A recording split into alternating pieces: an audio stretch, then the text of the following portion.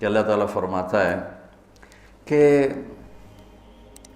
تمہیں خواہشات کی لذتوں نے دیوانہ بنایا ہوا ہے، تمہیں دنیا کی لذتوں نے دیوانہ بنایا ہوا ہے، اور ان دنیا کی لذتوں میں سب سے پہلے عورت ہے۔ اور اس میں کوئی شک نہیں ہے کہ اس دنیا کی سب سے خوبصورت چیز عورت ہے۔ اور ایک آپ کو اپنا تجزیہ بتاؤں کہ دنیا پھری اور پھر کبھی جنگل، کبھی عرش، کبھی فرش، میں جو شعر پڑھا کرتا ہوں، کبھی عرش پر، کبھی فرش پر، کبھی ان کے در، کبھی در بدر، غم عاشقی تیرا شکریہ میں کہاں کہاں سے گزر گیا۔ دنیا میں انسان کے علاوہ جتنے نر ہیں وہ بہت خوبصورت اور مادی انتہائی تھکی ہوئی، چوڑی۔ مور دیکھا ہے؟ مور نر دیکھا ہے؟ کیا اس کے پر، کیا اس کی شان، کیا اس کا حسن۔ اور مور نہیں ویکھی مری ہوئی چوئی دی طرح۔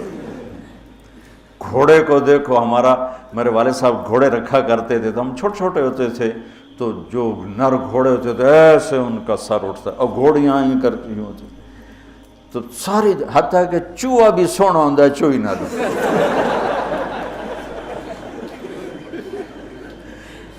نر کبوتر دیکھو، مادہ کبوتر دیکھو، نر شیر دیکھو، شیر نہیں دیکھو۔ کھوتا بھی سونا ہے، کھوتی نہ دو۔ یہ میرا ایک تجزیہ ہے کہ انسان کے سوا جتنی مخلوق جاندار، اس میں نر خوبصورت ہے، مادہ اس کے مقابلے میں بالکل ماٹھی۔ اور انسانوں میں اس کے برعکس ہے، اس میں مادہ خوبصورت ہے، نر اس کے مقابلے میں نوکر ہی لگتا ہے بیچارہ۔ اللہ نے عورت کو حسین بنایا ہے، مرد سے زیادہ حسین اللہ نے عورت کو بنایا ہے۔ اور جنت کی بھی سب سے بڑی نعمت اللہ کی رضا اور نبیوں کا پڑوس اور اللہ کا دیدار، جو ایک روحانی نعمتیں ہیں۔ اس کے بعد جو جنت کی سب سے بڑی نعمت ہے وہ جنت کی نیک عورت ہے، جنت کی حور ہے۔ اسی سے بابا آدم علیہ السلام جو جنت میں اداس پھرتے تھے، جب ماں جی آئے تو ٹھر پائے آدم علیہ السلام، خوش ہو گئے، واہ واہ جوڑی بن گئے، جوٹی دار آ گیا۔ اور یہ بات تو آپ سب کو معلوم ہے کہ اللہ نے یوسف علیہ السلام کو سب سے حسین بنایا، لیکن یہ بات کم معلوم ہے کہ عورتوں میں سب سے حسین اللہ نے حوا کو بنایا، جیسے حوا۔ آج تک کوئی عورت ایسی خوبصورت نہیں پیدا کی گئی جیسی اللہ تعالیٰ نے حضرت حوا کو پیدا کی۔ تو انسانی لذتوں میں سب سے بڑی لذت، سب سے بڑی خواہش وہ اللہ نے عورت، نیک عورت دنیا کی سب سے بڑی نعمت ہے۔ الدنیا کلھا متاع وخیر متاعها المرأة الصالحہ، دنیا چند روزہ ساز و سامان ہے، اور اس میں سب سے اعلیٰ درجے کا ساز و سامان نیک عورت ہے، نیک عورت،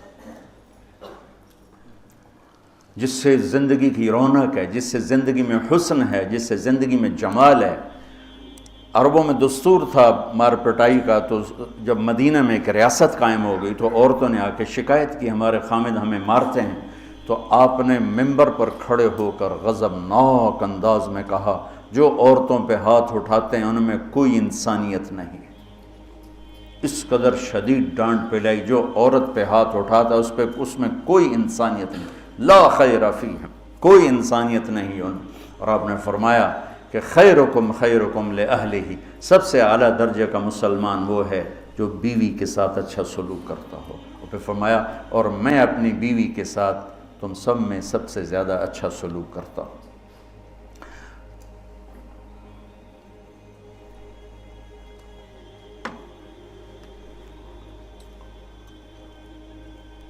آپ نے 9 گھر آباد کیے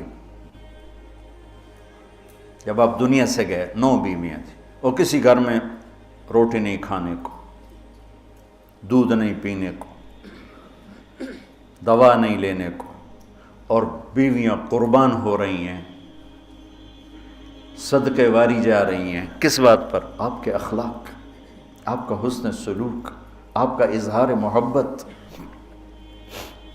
آپ کی رواداری، آپ کا انصاف، آپ کی دلداری۔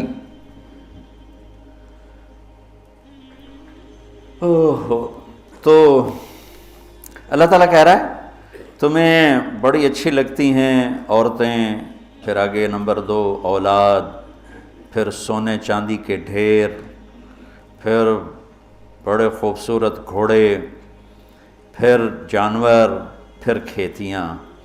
پھر اللہ کہتا ہے یہ تو دنیا کا تھوڑا سا ساز و سامان ہے، اللہ کے پاس بہت خوبصورت ٹھکانہ ہے۔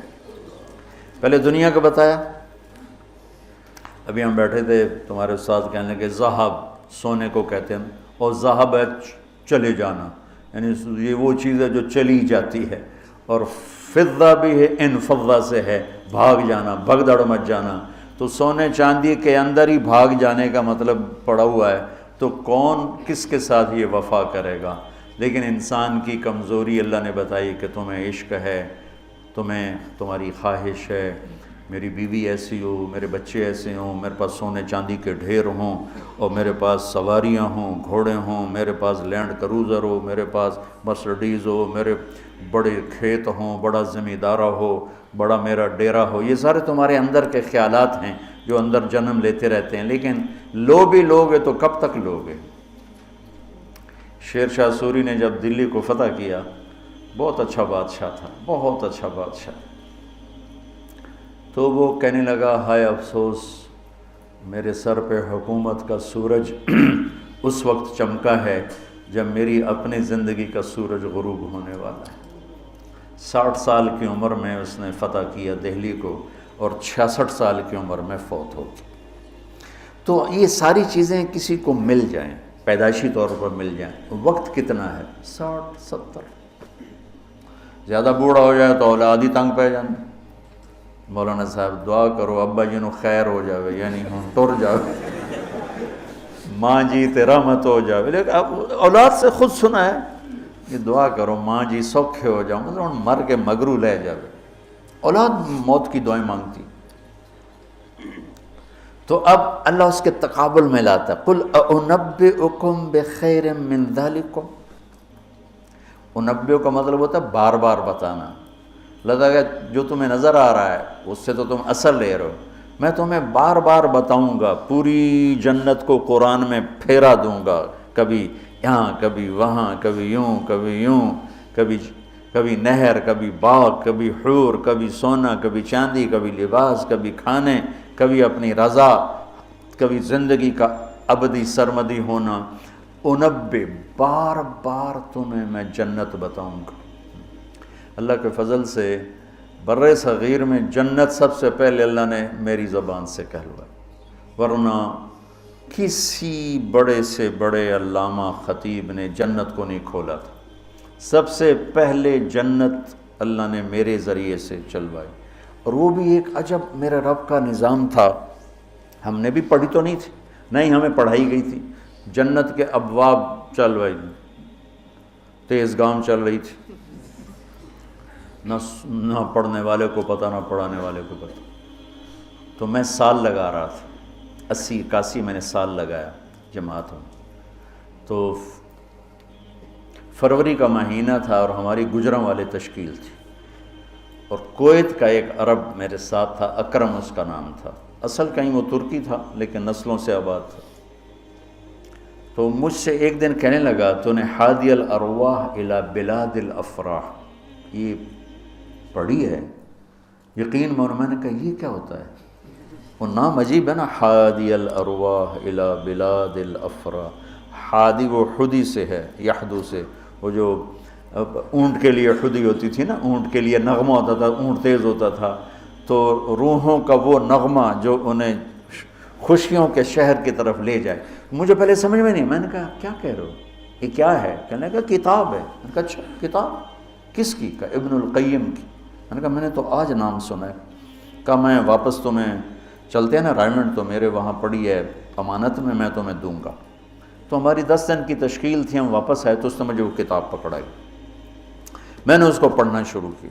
سب سے پہلے میرے رونگٹے کھڑے ہوئے کہ یا اللہ اتنا بڑا تیرا مہمان خانہ، اور ہمیں سوائے لفظ جنت کے علاوہ معلوم ہی نہیں کہ وہ کیا دولت ہے، کیا خزانہ ہے، تو کس طرح ہم دنیا سے بے رغبت ہوں گے، کیسے غلط عورتوں کے پھندوں سے بچیں گے، کیسے دنیا کی چمک دمک سے ہم بچیں گے جب تک ہمارے سامنے جنت کی رونق نہ ہو، جنت ایک نوجوان کہنے لگا اللہ حوروں کا لالچ کیوں دیتا ہے؟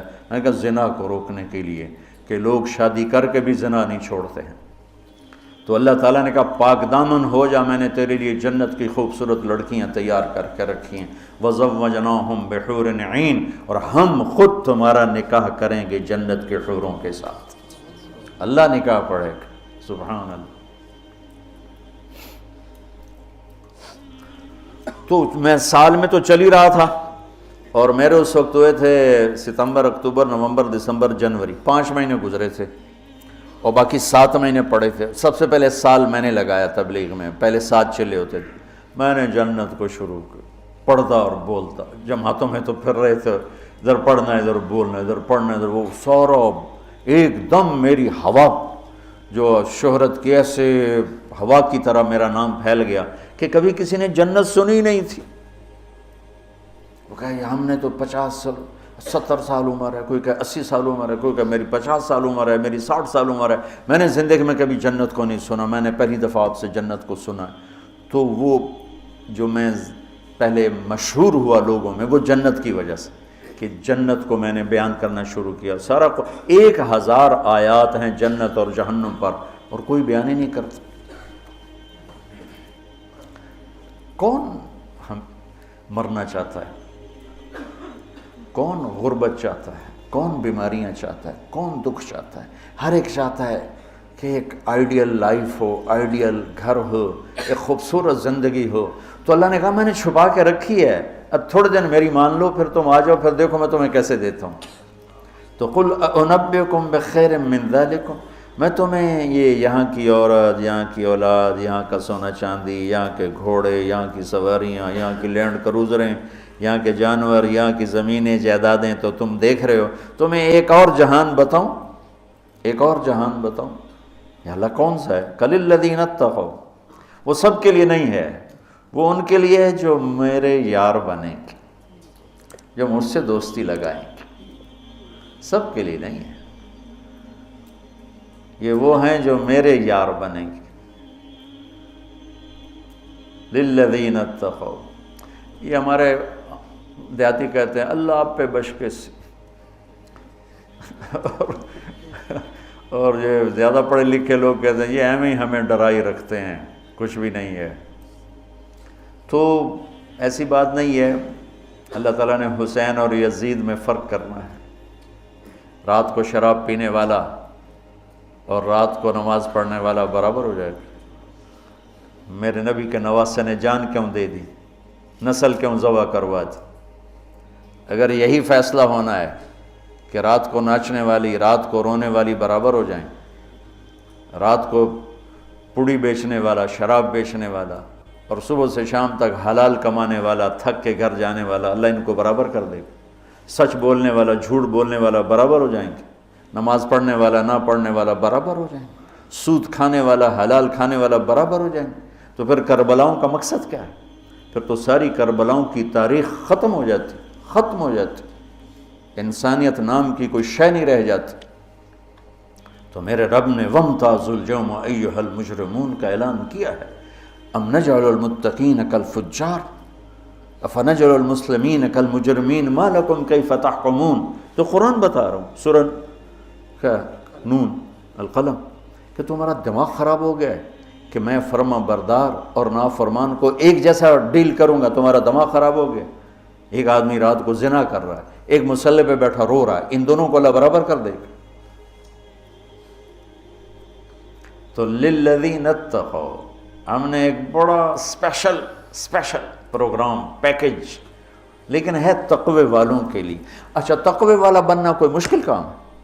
یہ کوئی ایسی آسمانی چیز ہے، آفاقی چیز ہے؟ قرآن کا پہلا صفحہ دیکھو، کتنا آسان کام ہے تقوی والا بننا۔ ہدی للمتقین، یہ ہدایت ہے تقوی والوں کے لیے۔ کون ہوتے ہیں؟ الذین یؤمنون بالغیب، جو غیب پہ ایمان لاتے ہیں۔ تو ہم سب غیب پہ ایمان لائے ہوئے ہیں نا۔ وَيُقِيمُونَ الصَّلَاةَ، اور نماز پڑھتے ہیں۔ تو ہم نماز پڑھتے ہیں نا۔ وَمِمَّا رَزَقْنَاهُمْ يُنْفِقُونَ، جو ہم نے دیا ہے اس میں سے خرچ کرتے ہیں۔ تو کوئی خرچ کرتے تو ہوگے نا، مولوی ہوتا تو بخیل ہے، تو چلو کچھ تھوڑا بہت تو خرچ کرتے ہوگے نا۔ وَالَّذِينَ يُؤْمِنُونَ بِمَا أُنزِلَ إِلَيْكَ، جو قرآن پہ ایمان لائے، وما انزل من قبلک، جو تورات زبور انجیل پہ ایمان لا، بتاؤ اس میں سے کون سی مشکل ہے؟ ایمان لانے میں پھر ساری شرطیں آ جائیں گی نا۔ یہ کہا جا سکتا ہے یہ کیسا تقوی ہے، روزے کا ذکر ہی نہیں، زکوٰۃ کا ذکر ہی نہیں، حج کا ذکر ہی نہیں، تو والذین یؤمنون بما انزل الیک، جو قرآن پہ ایمان لائے تو زکوٰۃ بھی دینی پڑے گی، حج بھی کرنا پڑے گا، سچ بھی بولنا پڑے گا، جھوٹ بھی چھوڑنا ہوگا، حرام بھی چھوڑنا ہوگا، وہ تو سارا اس میں آ گیا۔ تو للذین اتقوا، تقوی والا کوئی آفاقی ہو تسی تو جو بڑے تقوی والے ہو، ارے بھائی ہر مسلمان بڑی آسانی سے تقوی والا بن سکتا ہے، چند تو چیزیں ہیں، کر لو تو تقوی آ جائے گا۔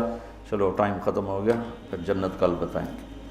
اللہم لک الحمد کما انت اہلہ، فصلی علی محمد کما انت اہلہ، وفعل بنا ما انت اہلہ، انک اہل التقوی و اہل المغفرہ۔